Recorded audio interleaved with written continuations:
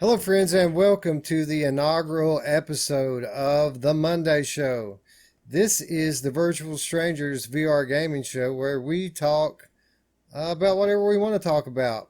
Mostly VR games, stuff we've been playing, but every now and then we're going to throw you a curveball whenever we feel like it. Uh, it's going to be a looser format, but it's also going to be a lot of fun. And I think that this show is going to quickly become one of my favorite things to do. I am your host, Wes. With me, as always, my friend Ruuts. And let's see, where are we going to start today? How about what we were just talking about off camera? We were talking about a game that we've both been playing a little bit. Ruuts a little bit more than I did, but and that game is Ninja Legends. This is a game from Coinflip Studios. It was released into Steam Early Access on July 11th. But recently, on August 8th, it was expanded and released on Rift, Quest, as well as Viveport Infinity. And that was the platform that I used to play it on. And I think Roots did as well. So, Roots, we'll just start with you. What did you think about Ninja Legends? See, I didn't know what to think because, like I said, when we watched it or looked at it before, I thought it was going to be kind of like a wave slicer, but it was going to be cool, a lot cooler. You had the Wolverine claws, all the different weapons, and it actually surpassed what I thought it would be. Although I did not get to the Wolverine claws, but like I was just telling you, it feels so good to slice and dice, and it's just one of those games that. It really they nailed it. It's like a lot of these games you have to defend, you have to move to get your slice. This is full. You can do what if you can get him before he can get shit out. You can kill him. You can slice him in half. And it's not a pushover. I actually got quite a workout from it just because I was going to town with it. Now I was telling you a little bit, like I was surprised at the weapon that I became my favorite, and I really was surprised, and it was the staff. And I don't know if you tried the staff or not, but the way that staff, the way you swing it felt so intuitive. I felt like I was like boom boom, I don't know, I can't explain how to do it. It was just so fucking cool, man. My hat's off to the developers on this game. I'm definitely enjoying it for sure. Yeah, I enjoyed it as well. Surpassed my expectations. For those of you who don't know, this is a wave-based melee game, arcade style. So the way it works is that you're working to score points, and at the end of each level, it shows you where you stand on an online leaderboard. Um, the levels are are fairly short and quick, and you just basically have wave after wave of enemy coming at you. And the farther you get, the more weapons you unlock, and the weapons are really cool. It's really the best part of it are the special weapons you get, because you don't get to just use them all the time. You As you defeat enemies, you have a meter that fills. The more you kill, the faster it fills up, and then you pull both of your triggers and you go into kind of this bullet time where the enemies are all coming at you in slow mo, and you use your special weapon to pull off these badass combinations. Um, but yeah, I expected, I thought it was going to be fun, but it was better than I thought it was going to be. Uh, my only issues that I really had with it were a couple. One, the tutorials they did a really good job of teaching you how to fight. They didn't do a very good job of teaching you how to score. So I would get through a level and feel like I did pretty good, killed all the guys, barely took any damage, but only got 1 star out of 3. And obviously, there's something that I could have done to score a higher score. Now, looking through uh, the Steam news and developer notes on this game, they have they released the scoring criteria on there. Uh, I haven't read it yet, but I'm sure it's going to help me play this game a lot better. But I feel like they could have done a better job at integrating that into the tutorial so you don't have to go online and look up how to play the game correctly. The other thing that I really had an issue with was really not the fault of the game, and that is my play space is kind of Hmm. small. And this is a TV shatterer, folks. You have to swing. You have to swing a lot, and it doesn't let you half-ass swing. It won't register. It won't damage your enemy unless you swing hard. But that said, it's a lot of fun to swing hard at these enemies. You kind of want to, and just like Ruuts said, I worked up a pretty good sweat playing this game, but I never, I didn't want to stop when I did. I had other things to do, so I had to stop. But had a lot of fun in this game. Definitely want to go back into it. And one of the things I really enjoyed about it, and one of the things that I look for in a melee game, is the integration of defensive tactics. Uh, Roots, what did you think about that? Some of these enemies you couldn't just attack; you had to block first, and I thought that was really cool. It was cool, and what's kind of hard, I mean, they don't do a 360, but they do a 180 at least, where they're coming from multiple directions, and that's where the TV shattering really can happen because you're turning around, and before I knew it, I'm bumping my mic or I'm bumping my wall, and I'm thinking, oh shit, I need to back up because I'm in the same boat as you. My space gets tighter and tighter as time goes by, and so it's just it's very precarious. And then, like you said, they're hitting you, they're coming at you, and you have to block your you literally you see that they're jumping up and swinging down, so you've got to put your thing up and hit, but you're watching the other guys and they're swinging and you're hitting, and it really you get in a coordination of defense and offense. And like I said, it feels more like real fighting than a lot of other games because most of them are almost turn based. You almost have to dodge before you can hit, and I that drives me crazy. Like if I can sneak in and I can slice someone in half before they even get a chance, that's what Roots wants to do. I want to slice that fucker right down the middle, and it feels like that. It feels so good to watch his head just split down the middle, which sounds pretty bad actually. You know what I thought was really well. Let me just ask you this. Yeah, what you said is absolutely true. The enemies come at you from all directions. There's waves of them. They come at you in numbers, and they come at you from all directions. It might not be completely 360, but it's like a 270. It's a little wider than 180 at what they come at you at, and uh, you'll be facing to the left, and a guy will be coming at you from the right. And we both played this on Oculus Rift S with inside out tracking, and you had to block enemy attacks while you're not looking, while you're looking one way, blocking the other. And Roots, did you have any tracking issues while you were fighting these multiple enemies coming from all directions? I didn't feel like there was any tracking issues. Actually, it felt pretty good. Like I was telling you, the only thing that I was having issues with is that it seemed like because of Viveport, and I don't know what the issue was, but the longer I played, all of a sudden I noticed that my CPU usage went like spiked and went crazy, and that was very bizarre, and I don't know what the deal was. But other than that, everything really, even with that, it seemed like it ran really well. Yeah, I didn't run monitoring software that I was paying attention to. I didn't notice any kind of issues like that. I played the game.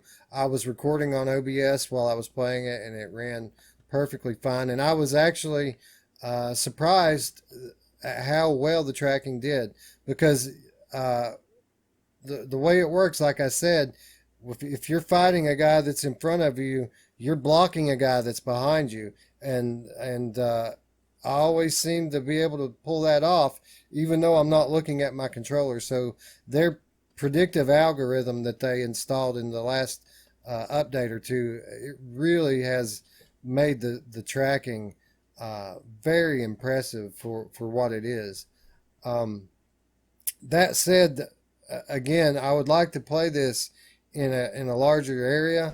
So even though I'm extremely happy that I can play this included with my Viveport Infinity subscription, I'm tempted to go ahead and buy it. It is $20 on all platforms, but I'm tempted to buy it on Oculus Quest because the way this thing looks graphically, and it looks good, but they're low texture graphics. I don't think it would take much of a hit on the Oculus Quest, but I think the gameplay would be improved immensely by playing this on Oculus Quest. You have to do it, dude. Like if I had the Quest, I'd do it right now because it was so good. Like I said, being limited with space, it just sucks when you play a game like this that you want to just go all out and you can't. Like part of you holds back because you're tethered, or part of you holds back because your TV is right there and you don't want to break it. It's you're getting part of the experience, in my opinion. So I agree. I would pick it up if I was you, and I'm not trying to use your $20 or give the devs an extra $20, but man, I just it's such a good idea. Yeah, I'm considering it heavily. I'm going to go back in and play it a little bit more, make sure it doesn't get old as the game goes on, but I really don't expect it to. The way they integrate these new weapons and the boss fights are so fun.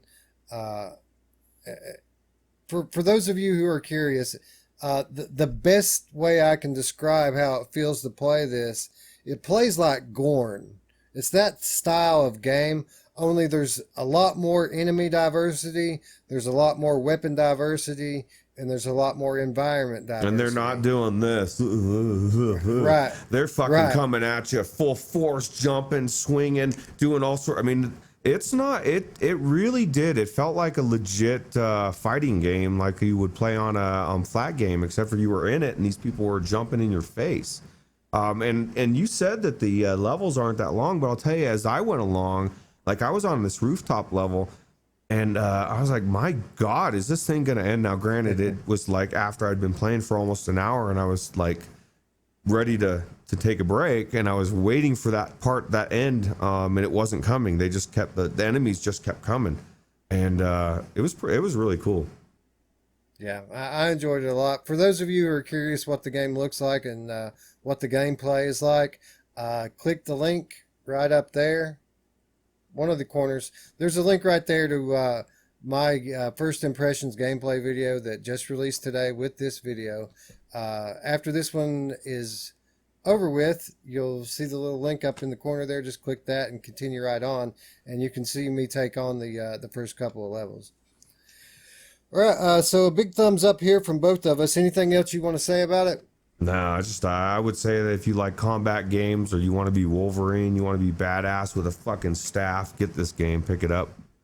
Yeah, so it sounds like Ruuts and I are both going to go back in and play this game some more, and maybe we'll come back on here and talk about it some more, because again, that's kind of the purpose of this show, is for us to talk about what we've been playing, and I'm definitely going to play more of this. So yeah.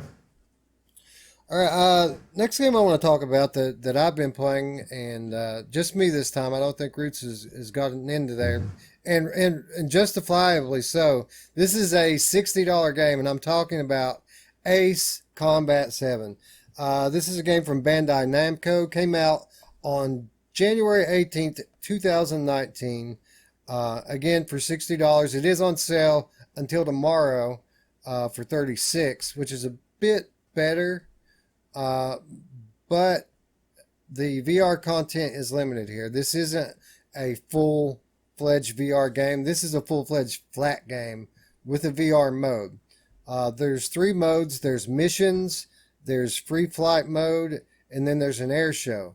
The free flight and the air show are locked initially, and I haven't gotten them unlocked yet, so I can't really speak to that much. But I did get into the first mission a bit, and I came in with some pretty high expectations of this. It got high praise when it released, but quickly after I got into it, my expectations dropped immensely.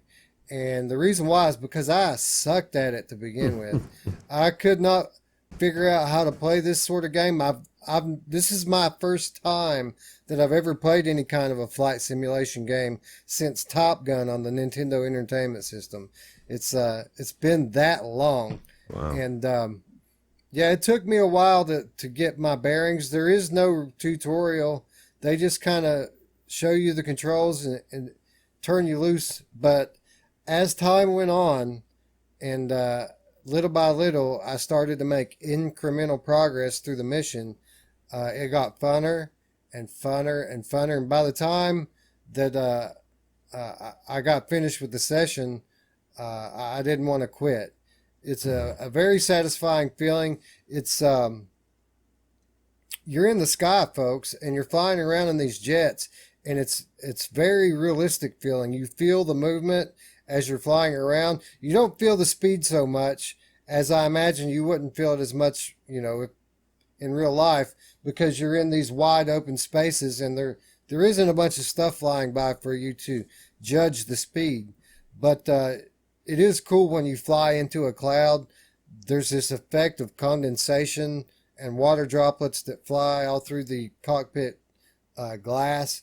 Really cool. The higher you fly, the colder it gets, and that condensation starts to freeze, and the game will begin to warn you. But you're basically, so far, the gameplay has been just a dogfight.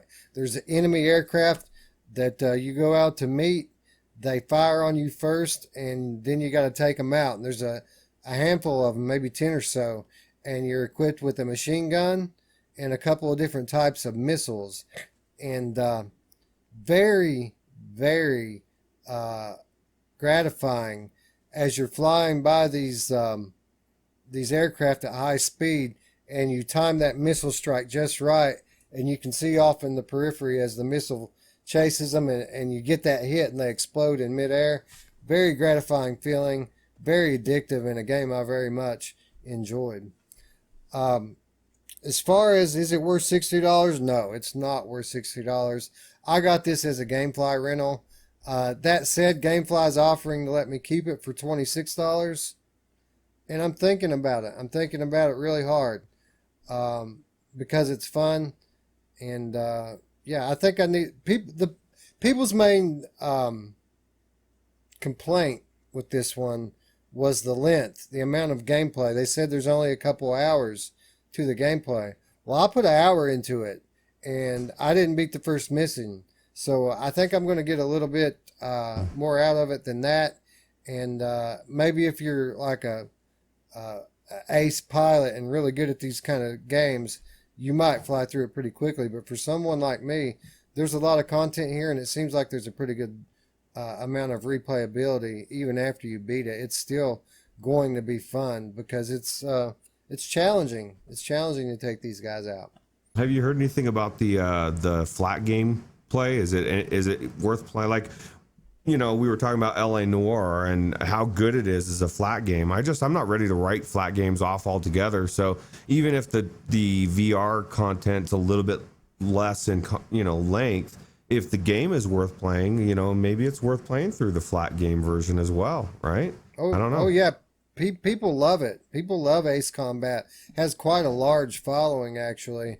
I just I don't have time for very many flat games. I have such a big VR backlog, and hopefully this show is going to help me start to attack that a little bit. But yeah, I don't play very many flat games. I think I'll probably will play The Last of Us 2 when it comes out, because I played through the first one, The Last of Us, and that game is an absolute masterpiece, and I'm looking forward to continuing that story. But no, I haven't tried the flat part of this, but it does get high praise, and if you are someone who does like the flat game from time to time, yeah, it may be worth it, especially today while it's on sale for $36. That's actually a pretty decent price from what I can tell for this game compared to what it normally is. Yeah, it's almost half price, I know that if you really wanted to play more flat games, just start streaming on Twitch, and that's what I end up playing like Sea of Thieves or something for 4 hours, and then I'm like, well, what happened, just because my friends want to play it, but yeah, it's I think I think it would be worth it. I don't know. I'm debating. Maybe I need to get GameFly because I don't know. I'm not gonna pick it up this week, and I don't want to pay $60. But I do want Right. to try it.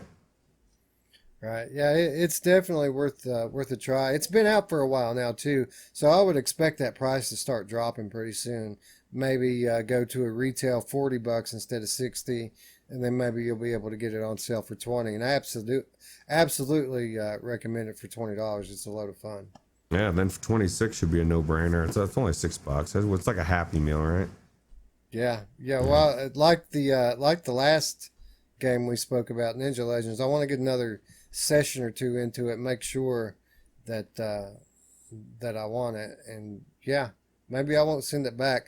That happens more often than not with GameFly. I end up renting these games, and I just buy them because they give me such a good price. And I normally don't rent bad stuff. It's normally a pretty good game. So yeah, this one will probably end up like that one too, if I'm being honest with myself. Hmm. All right, so that's going to do it for the game talk for this week.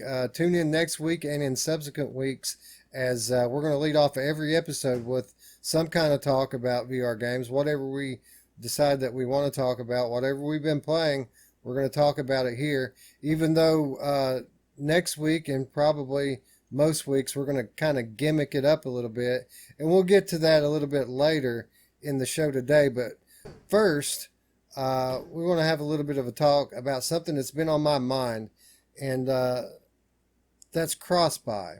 So, this past week, Red Matter was released on Oculus Quest, and this was a highly anticipated thing for me. I heard so many good things about how this thing ported into Quest that I really was looking forward to checking it out.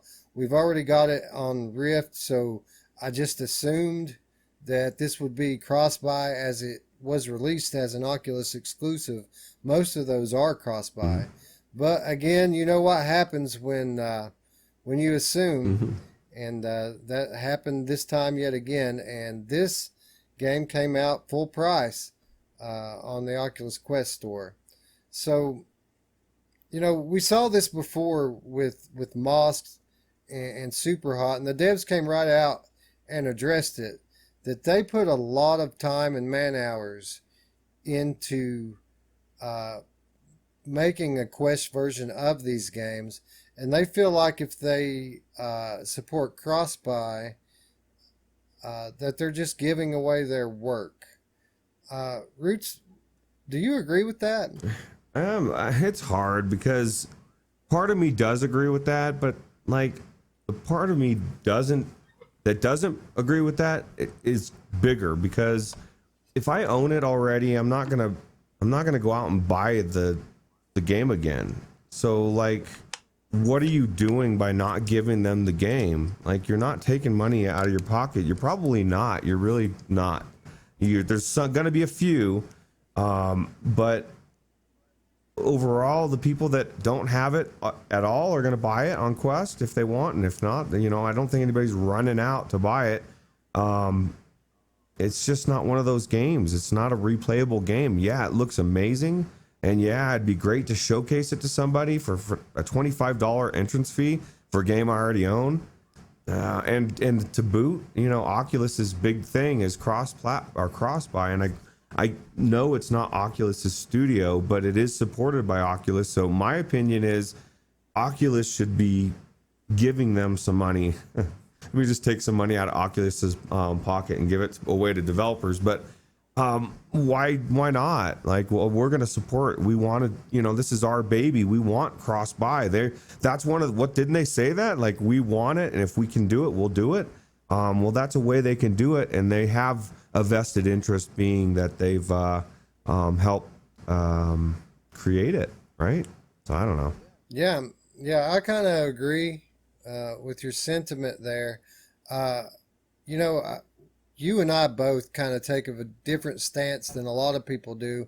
We kind of try to see things from the developer point of view. Most people are really consumer minded with these sorts of things, and obviously they want more for themselves and less for the developers. But I can sympathize with the developer wanting to be rewarded for their hard work. but I just don't see it in this case because uh, when we're talking about cross-buy, we're talking about people who already have purchased the game on Oculus Rift. And even if this were the most replayable game in the world, 95% of those people aren't going to buy it again. And even for prospective new buyers that have Quest and a Rift, most of those people, 9 out of 10 of them, if they have a choice between the two, they're going to buy it on the Rift because in most cases, it's a more polished, better running version of the game. So I feel like by excluding cross-buy from these sorts of releases, you're not really benefiting from it from a monetary standpoint. People aren't going to buy it anyway. What you're actually doing is you're punishing the people who supported your game in the first place by buying it. And why does it have to be cut and dry? Why can't they just, if you own it on Rift, you will pay half price, you know? We understand you've already paid for the game. We're not going to charge you for the full game. We're going to charge you $12.50. Oculus does shit like that with games all the time on sales, right? You have owned this game, well, we'll take a little bit off for that game. I just don't think it's as cut and dry of an issue as they're making it. Either it's cross-buy or not. There's a lot of gray areas in between, and I think the key is, especially with the argument everybody says with the Quest, okay, you want to take it over to a friend's house, showcase an amazing game, right? You're not gonna, if they're not gonna buy it, that's not gonna happen anyway, right? Yeah, I think you hit the nail on the head there, that this isn't a black and white issue. They're making it a black and white issue, but there's a lot of gray area here that they could explore and find solutions to this problem that we've just described here. It doesn't have to be all or nothing. They could offer discounts for people who own this game already. And it really is mind-boggling to me that Oculus isn't doing more of that, because honestly, with Oculus's policies in their Quest store and with sharing in the Rift store, if I don't have an incentive like cross-buy to draw me in to buying it on the Rift store, then I'm just going to pick it up on Steam anyway, because at least there I can share it with Ruuts, I can share it with Alex, share it with Justin, share it with my friends and family, whereas Oculus is offering just to let me play it. And I can't even share it with my family members on the same computer even.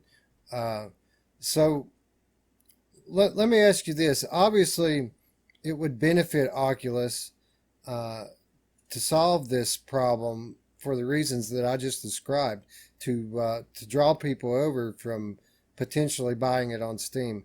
Do you think Oculus should take a more firm stance with the developers and maybe try to force them, if not into supporting cross, because these developers, they want their game to be on Quest. Quest is the hot thing right now.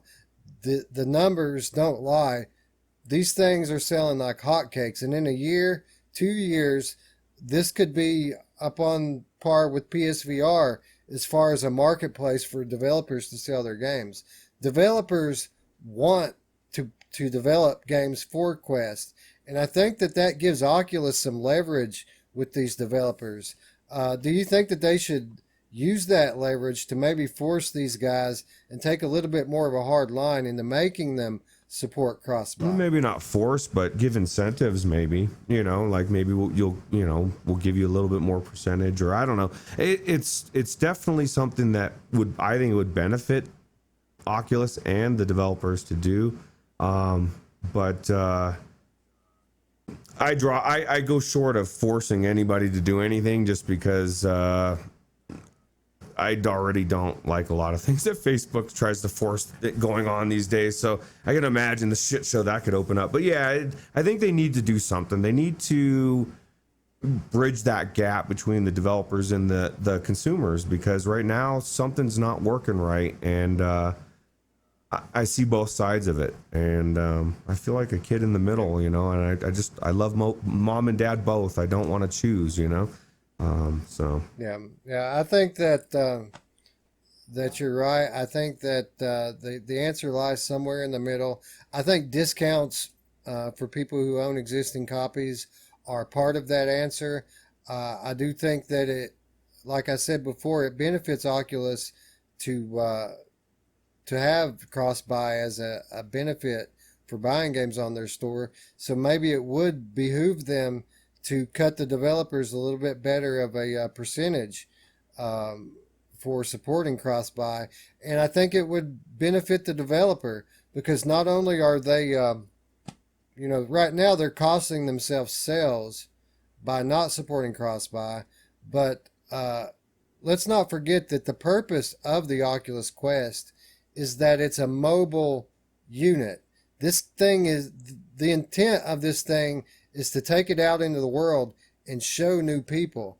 And if I'm not going to buy Red Matter and put it on my Quest, that means the people that I show my Quest to aren't going to see Red Matter. But if I do have it on there, they're going to see this awesome port of this very beautiful game. And when they go and buy their Quest, what are they going to do? They're going to buy Red Matter. So I think you know, the way things that are set up right now really doesn't compute for me. And unless there's some aspect to this that I'm not privy to as a consumer, I would expect as the Quest becomes more of an established platform that we're going to see some kind of variance and some new policy that be implemented into the cross-buy system. It only makes sense, so I would expect that to happen at some It's point. just very short-sighted. Like you said, they're not thinking the long term, they're thinking short term. And I get it. Like all these developers have been struggling. Like it's just now they're seeing the light at the end of the tunnel and they're like, oh my God, we can actually make some money on this game, you know? And that's the reality. A lot of these developers aren't even making money, and they're hoping that what they're doing now is gonna pay off years down the road with when it gets bigger. And some of them, like Red Matter, are making money because it is a really good game, and I feel sorry for all of the friends that you won't be showcasing this to, and all the money this developer could have made, you know? Yeah, it's odd, man. Developers shooting themselves in the foot. Because even years down the road, when Quest is a huge thing, we're talking about cross-buy here. It's not like people are going to even buy it on both platforms then. People aren't going to buy it twice. They're going to buy it on one or the other. And by supporting cross-buy, you're not going to cost yourself any of those sales now or in the future. So the developers are shooting themselves in the foot. Oculus is shooting themselves in the foot. And Steam, Valve, laughing all the way to the bank here. So, Yeah. all right. So I think that's going to wrap up our show. Oh no, one more thing we want to do. I alluded to it earlier in the program here that we're going to have some more game talk next week, but we're going to gimmick it up a little bit. And what we're going to do is we're going to have a segment next week called Because I Said So. And for those of you who don't know, the way this is going to work is I'm going to pick a game for Ruuts to play this week. Ruuts is going to pick a game for me to play this week. And if Ruuts doesn't want to play it, it doesn't matter much because he's going to play it. And the reason why he's going to play it is because I said so. And that's kind of the gimmick. That's the hook this week and next. And yeah, let's take a look here. Ruuts, lay it on me, buddy. What am I going to be playing this week? Now, I went easy on you this week because it's the first time we're bringing this up, and I wanted it to be a memorable, fun experience for you. You know, really the reality of this is a lot of these things we want to get into something we've been wanting to get into, or something I've wanted you to get into. I brought this game up to you, I don't know, 4 or 5 months ago. We've all bought it. Like, I think even Justin and Alex own copies, and I don't think we've played it. You guys have played it yet, and that is Gunheart. And this is one of the most fastest, most fun, will make you sick if you have motion sickness game I've ever played. It makes me feel like I'm playing Destiny in VR, and I think everybody that likes shooting games should try this game. Awesome, man. You twist my arm, why don't you? Yeah, I've been wanting to play Gunheart forever, man. This actually could have fallen into our other segment, which we'll probably end up doing next week, the backlog Hmm. report. But yeah, man, I'll play Gunheart absolutely, and I do have yeah, one caveat though, or one thing that has to happen is I want to go in there with you. I want to do some multiplayer. So you're on, buddy. Now that that our schedules seem to be linking up a little bit more, any night or all day on Friday, you just name the time, and we will get into it and do let's it. do it. Cool.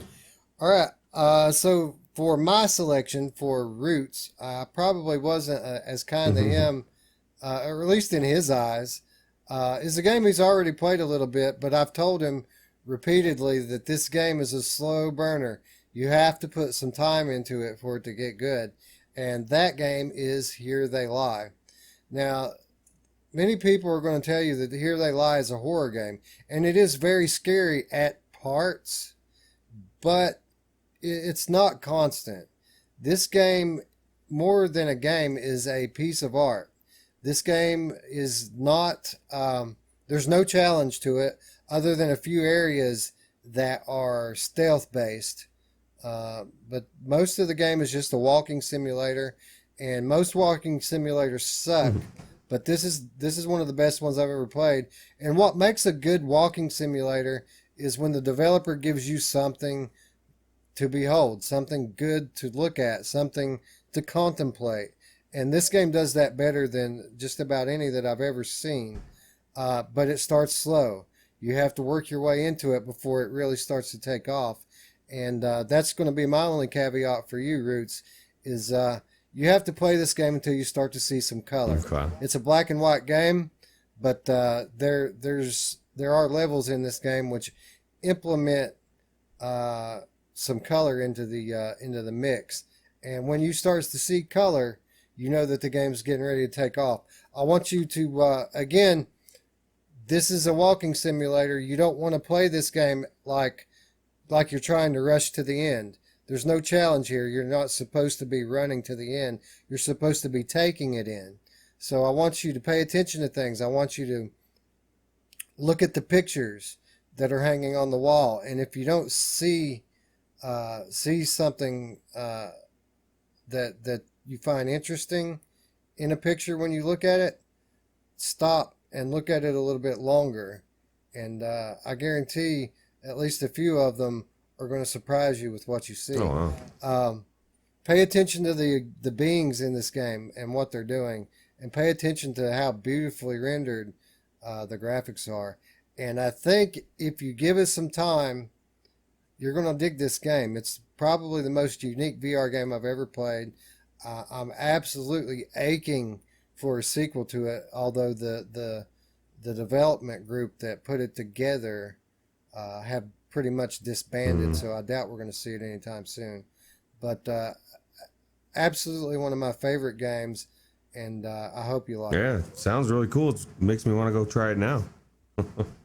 Yeah, it's going to take some time, but you've already got an hour or so into it, right? Yeah, and this beginning area was so weird, man. Like it was all nice, and you're like on this subway, and it looks all clean, and all of a sudden it flashes, and you're like, "What the fuck?" It looked like it was just all dingy and gross, and you're like, "Wow!" Now I'm creeped out about going through this thing. It was really very, very immersive. So Yeah, super creepy, very weird. Weird is what most people describe it as, but I got to be honest with you.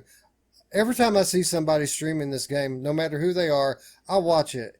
And 95% of them, they run through it and they miss so many of the finer details in this game. It kind of drives me nuts. So don't watch any of my gameplays then, because I'm gonna usually running right through, and you stop and you check everything. well, you're going to know when to run. There are points in this game where you're going to need to run. And trust me, there's not going to be any question about should I run. you're not going to be able to help it. You're going to Kind run. of like when Jack's chasing you in RE7, you know to get the hell out of there. Exactly. And one more side note on this, I was, I recorded a complete playthrough of this game. It was the very first game I covered on my channel, and I didn't know much about editing back then. I started remastering these so that I could take the fisheye distortion out, enhance the audio a little bit. But I stopped recently. And some of you who were watching these may have wondered why I stopped remastering them. Well, the reason why, the max resolution that the PlayStation can record VR at is 720p. And by the time that you see this video, I will have my capture card. I've ordered a capture card. I'm going to be able to record these PlayStation games in full HD, and I thought that rather than remaster this and go through all the trouble of editing these old videos just to make them look okay, why don't I replay the whole thing again? And I love it so much anyway, and make a real high quality video that this game deserves. And probably won't come this month, and it probably won't come next month, but definitely at some point I'm going to replay through this whole deal again and put up a higher quality video series for it. So. Sounds good, man. You could have done a remastered of the remastered though, if you would have just done the full 720, and then you could, like a year from now, do the 10. No, just kidding. Yeah, I was wondering if, like Star Wars, right? But I was wondering if there was a way to upscale these videos. There's got to be software that does that, but yeah, I'm sure it exists. It's probably not cheap. That's for damn sure. I tried just rendering it out in full HD through my video editing software, and it seems to make the image softer. So I quit doing that. I just went back to rendering out in 720. Yeah, at least you don't have to do that anymore, though, right? Yeah, that's going to be awesome, not having to do that. The best part about it's not going to be losing my footage, because every now and then when you're recording one of these games on PlayStation, something happens and it stops recording and you lose your footage, and that is so frustrating, especially on a channel like mine where I'm trying to play full playthroughs. To lose a part of that and have to go back and replay it is very frustrating. I don't think people realize how frustrating that is. I think you can think you realize it, but like from a creative standpoint, especially if you feel like you nailed it and you like were actually trying to entertain, and then to realize that I've got to do it again, and then if you're like me, everything you just did is out the window, because I'm not going to just do the same shit that is now going to be scripted. It's like you lose a little bit of your soul. Okay. Like someone ripped in and pulled your soul out, you know? So it's funny that you say that, because this video that you're playing right here is actually my first video that I ever did on my channel. It's part 1 of Here They Lie. And what people don't know is this is the second take. Oh, wow. I actually lost my footage of the first take, and the first one was way better. I had so many just off the cuff quick jokes that really worked and were really funny, but like you said, going through it the second time, you don't want to repeat this stuff because it's scripted now, and I don't like doing that. I like when I'm joking about something for it to become naturally.